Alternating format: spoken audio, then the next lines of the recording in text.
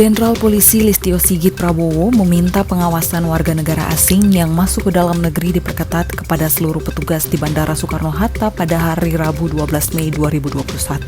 Pengetatan pengawasan dalam rangkaian implementasi kebijakan peniadaan mudik saat Idul Fitri dengan tujuan untuk memutus mata rantai penyebaran virus COVID-19 di Indonesia.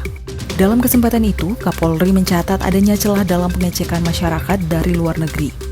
Dirinya meminta kepada petugas untuk melakukan cek ulang meskipun suhu tubuh normal dan lakukan swab antigen.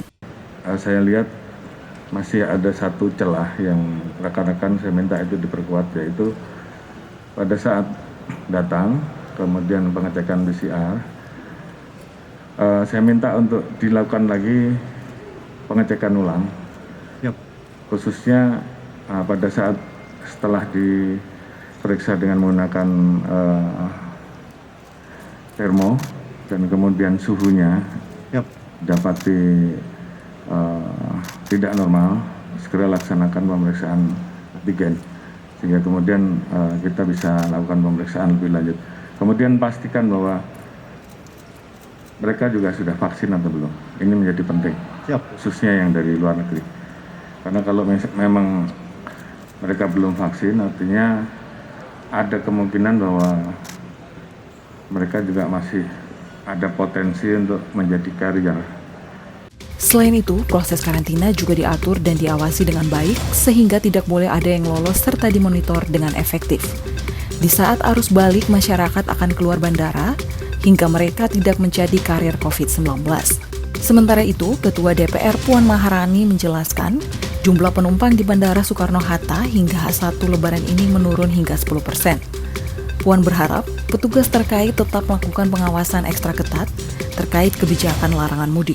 Dari laporan yang saya terima dari Pak Menhub, memang kondisi penumpang menjelang peniadaan mudik ini sangat turun hingga mungkin yang ada juga tadi sudah dilaporkan kurang lebih hanya 10% dari biasanya. Saya kemudian pada kesempatan ini tentu saja meminta kepada seluruh instansi, unsur dan jajaran yang terkait, juga TNI Polri, untuk sungguh-sungguh mengawasi, mengawal, dan mengendalikan pelaksanaan peniadaan mudik ini.